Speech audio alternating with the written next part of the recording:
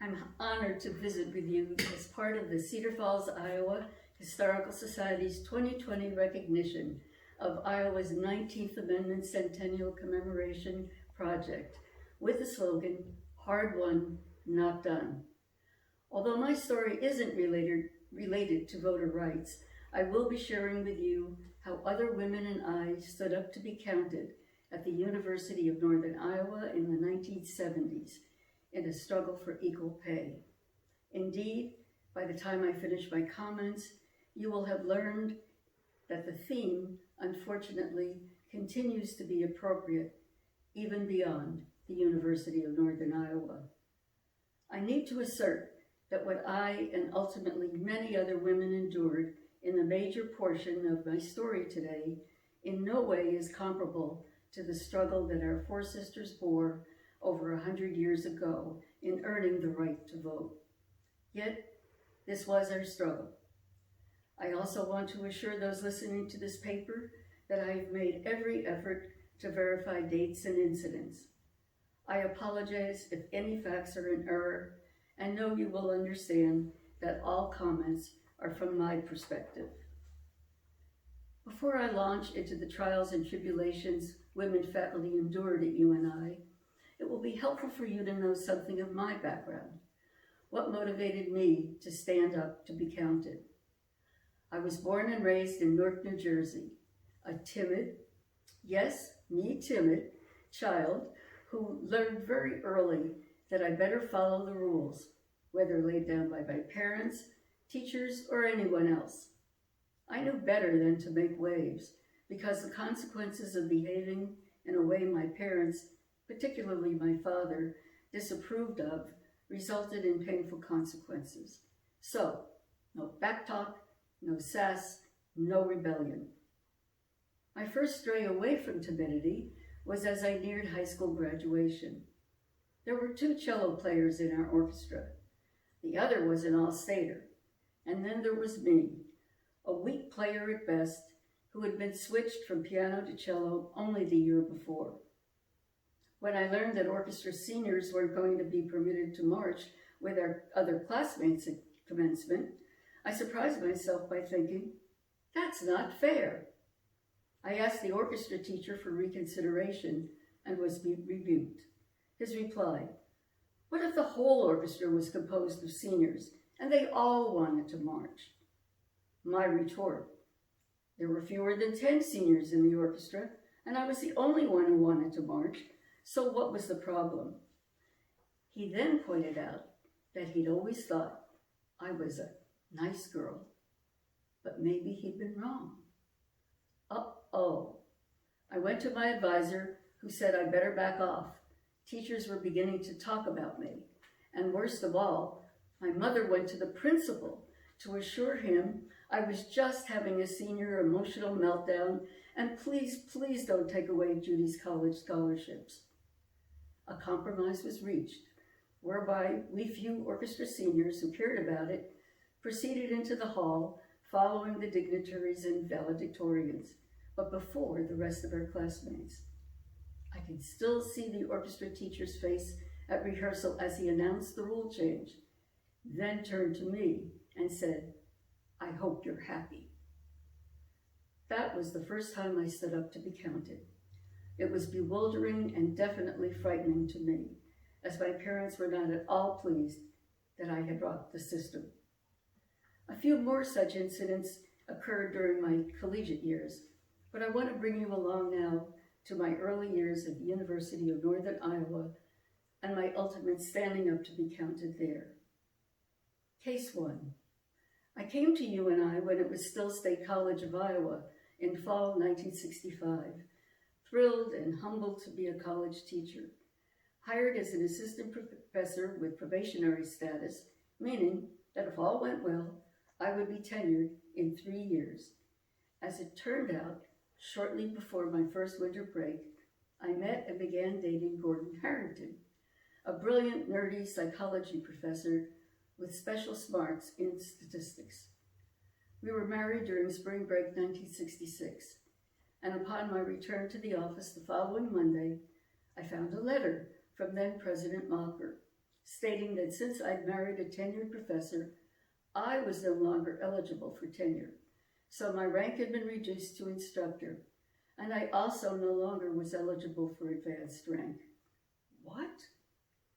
I went to whatever the appropriate faculty committee was at that time to plead my case and was turned away. At the end of that first spring semester, I met with President Mocker about my concerns. You know how thousands of experiences fade away, but some remain crystal clear for decades? So it was with my memory of that meeting over 54 years ago. President Mocker was courteous and kind. Good grief, he'd even given me away at my wedding. He responded by first noting examples of women faculty, most of them at the university's Price Laboratory School, but some also on the main campus, who had taught successfully for many years without tenure and advanced rank because they were married to male faculty.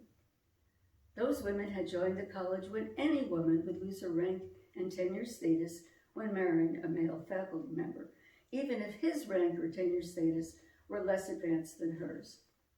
President Mocker then patiently explained that I should appreciate how the situation now, meaning in 1966, was far better for women faculty than ever before, because the system had become equitable in his mind, meaning the partner with lower rank and tenure status lost any opportunity for advancement, even if male. And I was supposed to be pacified by that, right? Wrong. I was becoming agitated. President Mocker then proposed a hypothetical case to me, where there were 3 directors of the campus library, 2 of them being married to each other. Decisions coming from the library's administration could never be proven to be the result of what he called pillow talk. But then he added, maybe they were. By then I was truly perturbed. I don't know how I had the courage for what I next said.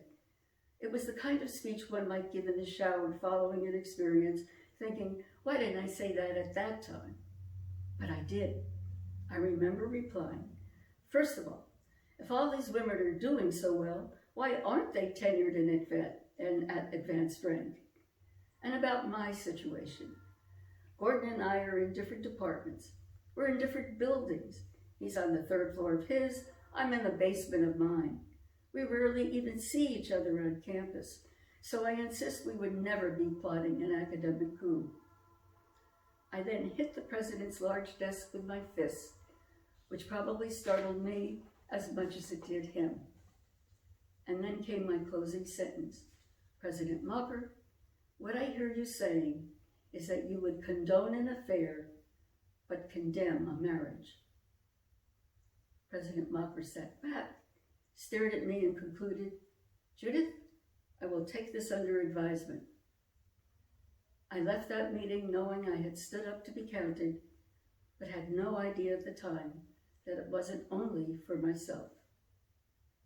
The following fall, not only had my rank and probationary tenure status been restored, at a dinner of women faculty, a Price Lab School teacher asked if anyone else had the same experience as her and might know why her instructor's title had suddenly been shifted to assistant professor with tenure after many years. Other women replied the same thing had happened to them. Wow, President Mocker had not only restored my former rank status, along with being eligible to work toward tenure, he corrected the situation for all those women he had mentioned to me. Yet, seeds of discontent were wafting my way from my discipline head, who would become my department head a few years later. Learning of the reinstatement of my status, he called me into his office and said, "You just speak right out if you don't get what you want, don't you?" Uh-oh. What had been a cordial relationship for most of my first year at SCI became stormy for the rest of our decades together. I had begun to pay a price for standing up to be counted, and that was sorely tested later, which leads me to case 2. This is the big one, so sit back and tweaking the Betty Davis famous line from the movie All About Eve, "Fasten your seatbelts, it's going to be a bumpy story."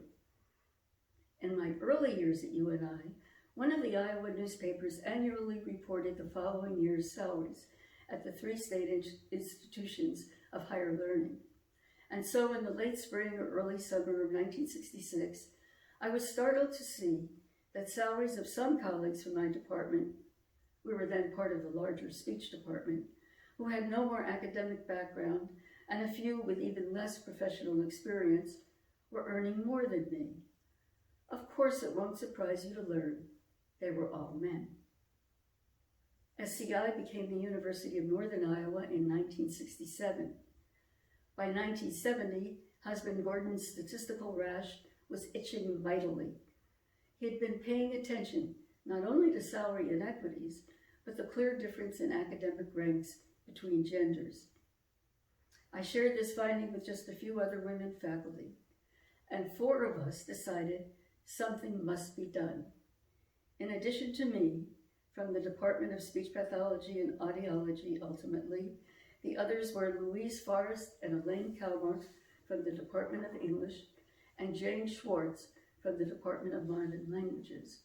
And coincidentally, all our departments were in the same college when SCI became UNI, called Humanities and Fine Arts. I should interject for any of you who have knowledge of UNI that all those administrative departments in the college name have been changed since that time. I'll refer to the other 3 women and me as colleagues. Gordon and I visited with our personal attorney at that point to learn if we had a basis for a lawsuit. Our attorney was David Dutton, who went on to become a Blackhawk County attorney and eventually a national legal celebrity as the trial lawyer in Iowa's infamous Mark murder trial. David was intrigued and encouraged Gordon to analyze the data.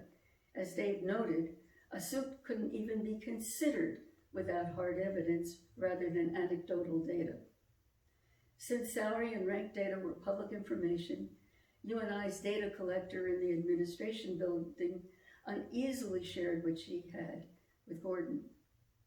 No, we didn't have computers then. Gordon ploddingly entered all the data for male and female faculty, into a home desk calculator. He then did what is known as an analysis of variance and regression analysis on all the data. I won't even begin to try to explain the statistical process, other than to tell you the entire process took a very long time. But then came the day when Gordon stepped out of his home office and said to me, "Call Dave, we have a case." Gordon and I met with Dave, who suggested we first try to reconcile the problem internally, although his whimsical smile was enough to tell me we probably weren't going to succeed. Yet, we 4 colleagues first met with then Vice President and Provost James Martin, laying out the case and claiming there was strong evidence that women faculty were being discriminated against on the basis of gender at UNI in allocation of salaries and earned rank. It's my recollection that Jim quietly responded we were probably right, but UNI didn't have the money to fix the salary situation, and rank couldn't be taken away from men. So he guessed we would have to sue. Next, in March 1971, a letter was sent to then UNI President Kermit from the chair of UNI's Coordinating Committee on the Status of Women, quoting in part, "During the current academic year, which was fall 1970, spring 1971, there has been increasing awareness of alleged discriminatory practices against women faculty members at the University of Northern Iowa. Data regarding salaries and rank at UNI have been collected and analyzed. The data show differences in salary and rank based on sex, and therefore are evidence of widespread discrimination throughout the university. We respectfully submit that these inequities deserve your immediate attention." President Kermit's reply was consistent with his vice president. Yes, what became the class action suit of Judith Harrington, Jane Schwartz, Elaine Kalmar and Louise Forrest, on behalf of themselves and all others similarly situated as plaintiffs against the State of Iowa, the University of Northern Iowa, and the State Board of Regents as defendants, was clinched by those simple administrative reactions. I need to clarify that early on, for reasons I can no longer recall, the federal court system declared that we couldn't include rank in our lawsuit, so the class action suit focused solely on salary. The suit, which became known as Harrington et al., was based on the Federal Equal Pay Act of 1963. Here is just one section of that act, which partially reads with my emphasis. No employer having employees subject to any provisions of this section shall discriminate between employees on the basis of sex by paying wages to employees at a rate less than the rate at which he pays wages to employees of the opposite sex for equal work on jobs, the performance of which requires equal skill, effort, and responsibility, and which are performed under similar working conditions. By the way, did you catch that the employer was referred to as he? Just saying. As part of our earliest agreements with our attorney, we four colleagues accepted his plan that he would take no payment throughout the process of the suit, but would receive 1/3 of any final amount we were awarded. In kind, until closer to the final portion of the suit, women joining us did not have to lay out any funds. Dutton got to work, using Gordon as the statistical guru. Meanwhile, Dave told us four colleagues that our ongoing task was to bring as many women into the suit as we could. What occurred during the 7 years comprising preparation of the suit and its filing until its resolution began with each of his colleagues reaching out to women at UNI, including teachers in the lab school. In addition, in the stages of preparation, our attorney sent a lengthy memorandum to us four colleagues specifying all the data needed to satisfy and develop our case. Here's Dave's opening statement to us colleagues.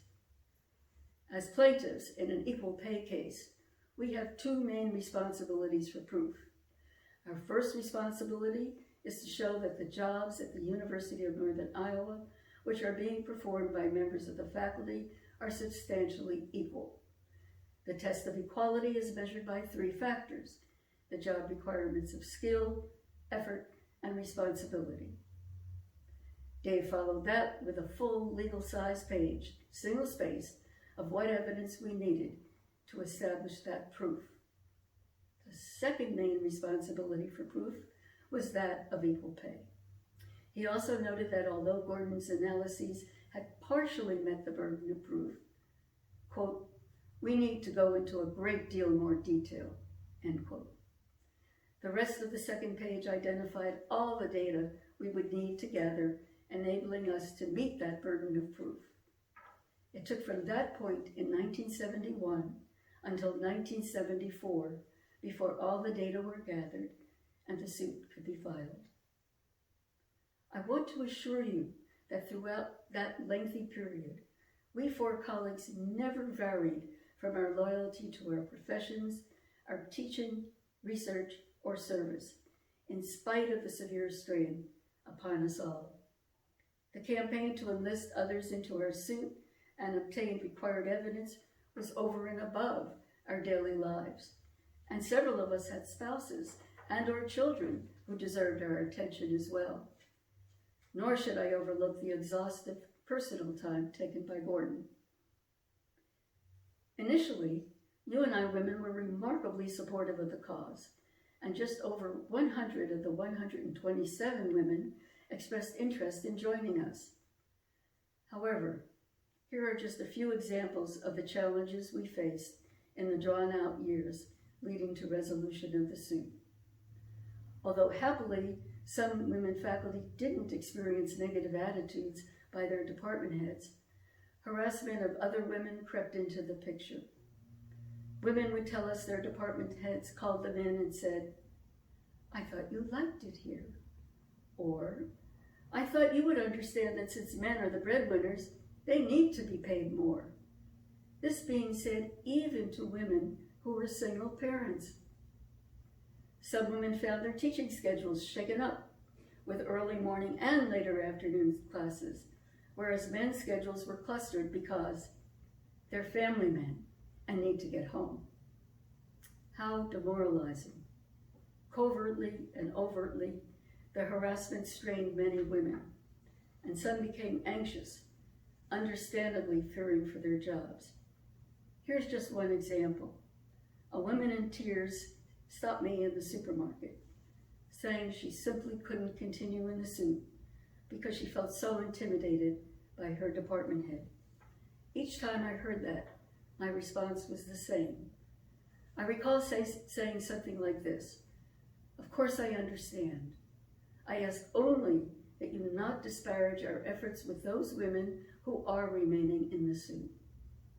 You see, to me, an important part of standing up to be counted meant doing so not for my personal self-respect only, but for others who believed they couldn't participate. And how did things go during those long years for the four of us who initiated the suit? Here are just two examples. First, in my case, my department head was particularly dismayed with me because his wife, a tenured assistant professor in another department, joined the suit. Once again, he uttered to me, "You just speak right out if you don't get what you want, don't you?" Secondly, at the end of one academic year, our dean, a woman at the time, mind you, called us four colleagues into her office and pronounced that since we were suing the university, we were no longer eligible to be considered for any salary increases. We left that meeting dazed and angry. How dare the administration disregard all our academic efforts and loyalty? Of course, I called Dave Dutton. He burst out laughing. I remember him saying, "This is great. They can't do this to you. We'll file an injunction immediately." Then I recall him adding, "You know, if the university was a corporation, it would be bankrupt by now with its disreputable treatment of employees." Our salary increases, modest as they were that coming year, were reinstated. In March 1974, having analyzed all the documentation, Dave Dutton filed the class action lawsuit on behalf of 86 women faculty members, plus over a dozen members of the Modern Languages Department. Dave probably knew the path would take longer to end than we expected. We colleagues had no idea it would be nearly 3 more years before it was over. As weighty and troublesome as those years were, I want to bring some needed levity into the picture by interjecting a few such instances. The prelude.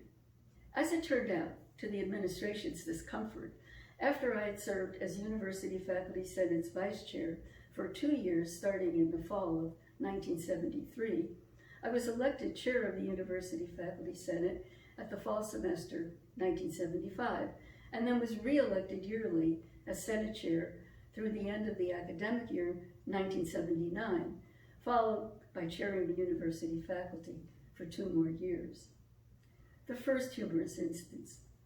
As I became University Faculty Senate chair that first year, then President Cameron approached me and said something like, "I don't know what to call you.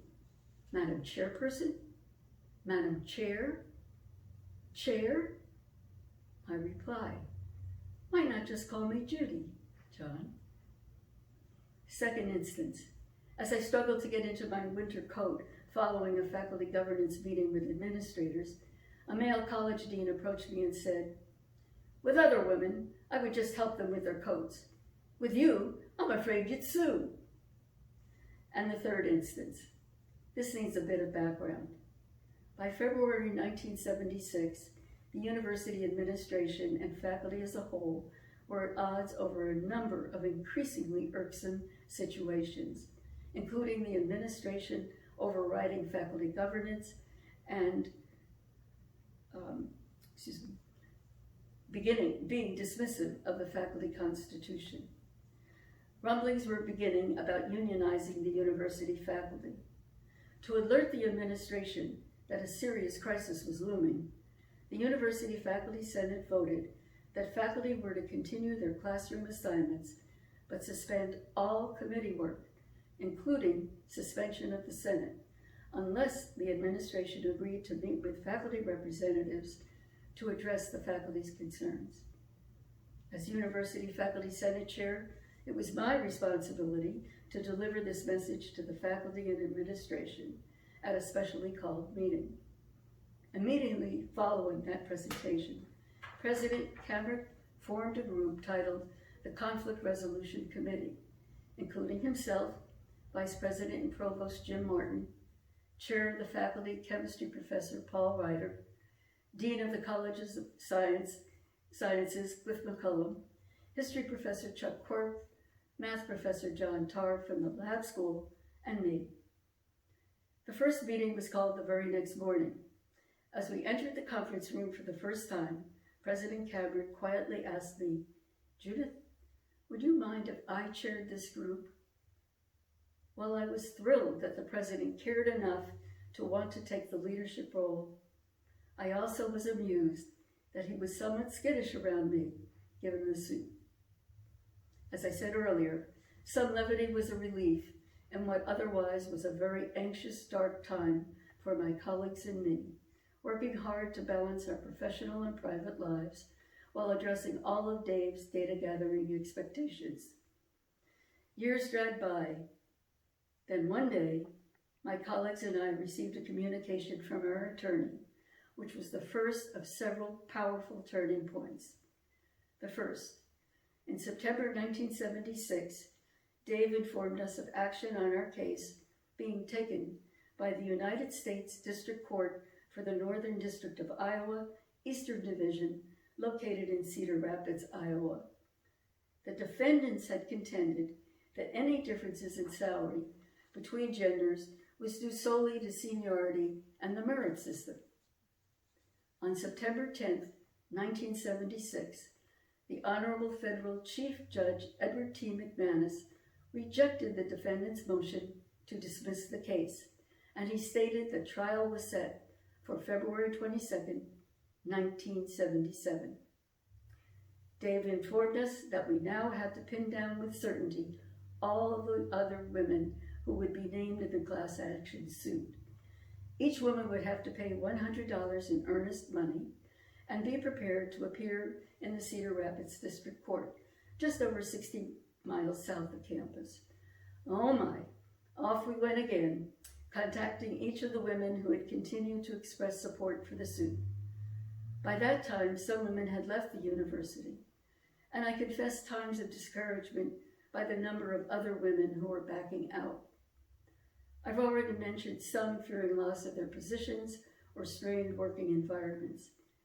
Now, the new rationale for backing out included statements like, "I can't just cancel my classes to go to court." We colleagues couldn't argue about women's fears, but we did respond to that last reason, pointing out that our attorney had assured us all their department heads were going to be at court. If they could cancel all their schedules to go to Cedar Rapids, then surely we women could do so as well. Unfortunately, that wasn't reassuring for some women. So we were down to between 70 and 80 women participating, although the exact number unfortunately eludes me. Then came the second powerful additional turn of events. Throughout the fall of 1976, Dave informed us that the final pre-trial conference date kept being set further back to October and then November. Something was going on with our suit. As the calendar turned to 1977, the February 22nd court date was looming ever closer. Just 2 weeks prior to appearing in court, we 4 colleagues, along with Gordon, were summoned to Dave's law office yet again. Looking soberly at us, he announced that the defendants were going to settle. Yes, settle. Dave articulated a few caveats, however. 1, legally, settlement was not an admission of guilt. 2, we absolutely could not inform anyone else in the suit or otherwise of this turn of events, meaning we had to behave as though the case was going forward to court on February 22nd. 3, Dave gave us a midnight deadline on a specific date, after which he would no longer accept women joining into the class action. We understood that as we tried to encourage lingering women to continue and join us in the suit, we couldn't tell them of the settlement. So back to work we formed. Colleagues went, knowing that no woman would have to cancel classes, and identifying women we thought we could persuade using other arguments. I give you only one example. A woman was preparing for an artistic presentation and had withdrawn from the suit on the basis she couldn't risk taking time away from her necessary intensive preparation. I called her and pleaded with her to trust me. She would have adequate time for preparation. I came to her house at 11:50 p.m., the night of the cutoff deadline. She wrote a check for $100 and rejoined the suit. In case you're wondering why we were working so hard to expand those in the suit, I hope you'll appreciate that any recovered money was secondary to our primary concern, that all women faculty be treated with as much respect as male faculty. The out-of-court settlement was for $95,000. Dave got 1/3 of that off the top. He then asked all the other members of the suit to support the division of the remaining amount, including return of their $100, with us 4 original colleagues, each getting a slightly larger share. We were happy that at least the defendants paid court costs. Was it enough to make up for all the years of underpayment? By then, 11.5 years for me, far more years in the case of many others. No, but it was a token victory. I had stood up to be counted, and along with me, more than 70 very courageous, tenacious women. Here was my reaction to the settlement, as reported in the Cedar Falls newspaper, The Record, in February 1977. I stated that although satisfied with the settlement, it was slight compensation for some of the women involved in the suit.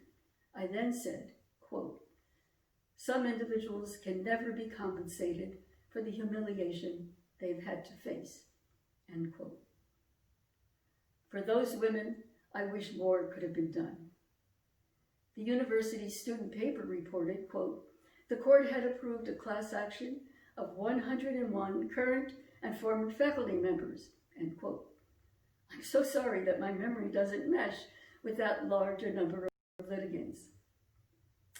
What happened afterward?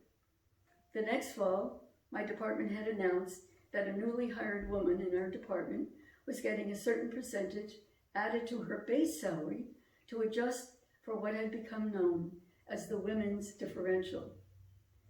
He looked at the 2 of us longtime women faculty at the table with a Cheshire cat grin, saying, "You too should be very happy."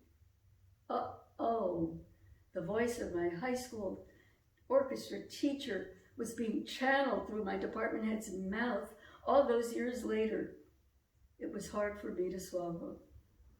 I remember speaking up immediately, saying something like, "Well, I'm very glad that our new colleague is getting a deserved salary. What about the 2 of us sitting at this table for over a decade?"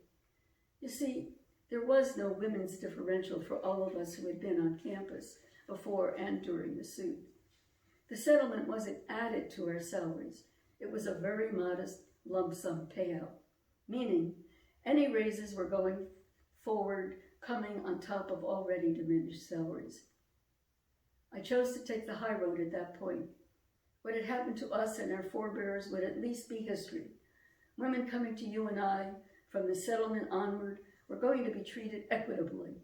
How hopeful I was. And as it turned out, how naive. Fast forward to 2016. I happened to see an article in the Waterloo Cedar Falls Courier newspaper one day about a research project conducted at UNI with collaboration by the UNI administration, represented by its then Associate Provost for Faculty Affairs, and UNI's Faculty Union, represented by Professor of Sociology, Carissa Froyam, who also was Vice President of the Union.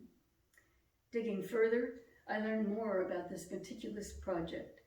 The researchers conducted a regression analysis of all faculty salaries and compared their expected salaries to their actual salaries. Then, faculty whose data showed large gaps between expected and actual salaries were flagged for individual review of each faculty member's portfolio, peers, and salary, even controlling for university colleges, salary grouping, rank, years in rank, and being department head. Findings were that men on average were making nearly $1,500 more than women each year. Results of this more recent study at UNI are deflating. Clearly, changes are yet to occur for UNI women to gain full recognition and acknowledgement of their worth. But is this gap in salary by gender unique to the University of Northern Iowa?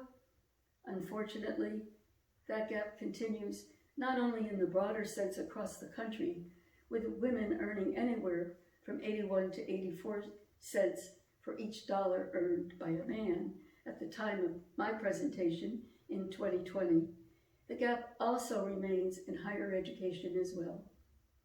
From the online 2019-2020 Faculty Compensation Survey Results report by the American Association of University Professors, accessed on August 8, 2020, quote, despite shifts in distributions between men and women in terms of faculty rank, the gender pay gap has not budged over the last 10 years, end quote. And from the online publication Inside Higher Ed, an article by Colleen Flaherty titled Professor Pay is Flat Again, dated April 8, 2020, and accessed on August 12, 2020, quote, mirroring the national overall pay gap, average faculty salaries for women were 81.4% of those for men across all institution types, end quote. Most disappointing. Sadly, how apt the Iowa theme, hard won, not done, in areas beyond women's voting rights. In closing, many who participated in Harrington et al. Are no longer with us. In memoriam especially to my three colleagues whose commitments never flagged, Louise Forrest, Elaine Kalmar, and Jane Schwartz, along with Gordon Harrington. And I thank you for your interest in the story of women at the University of Northern Iowa and elsewhere, 100 years after passage of the 19th Amendment. Thank you.